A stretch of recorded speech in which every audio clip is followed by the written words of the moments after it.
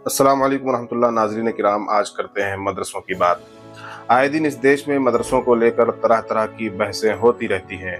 कभी पूछा जाता है कि मदरसों में क्या पढ़ाया जाता है, कभी कहा जाता है कि इन्हें बंद कर देना चाहिए, तो कभी इनके पाठ्यक्रम पर सवाल उठाए जाते हैं।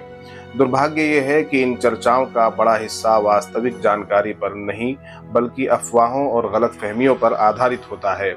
सच्चाई ये है कि मदरसा सबसे पहले इंसान को इंसान बनना सिखाता है। यहाँ दीन और इस्लाम की शिक्षा दी जाती है, जिसका मूल संदेश है सच बोलना, ईमानदारी से जीवन जीना, दूसरों के साथ भलाई करना, माता पिता का सम्मान करना, बड़ों की इज्जत और छोटों पर शफकत करना। मदरसों में नमाज, रोज़ा, ज़कात और हज जैसी इबादतों के साथ साथ इंसानियत, विनम्रता, सेवा और भाईचारे का पाठ पढ़ाया जाता है। मदरसे में ये भी सिखाया जाता है कि पूरी मानव जाति एक ही परिवार का हिस्सा है, सभी इंसान बराबर हैं और हर व्यक्ति सम्मान का हकदार है। किसी के साथ अन्याय न करना, समाज में अमन और सद्भाव बनाए रखना तथा अपने देश से प्रेम करना भी इसी शिक्षा का हिस्सा है। समय के साथ साथ मदरसों के सिलेबस में भी तरक्की हुई है।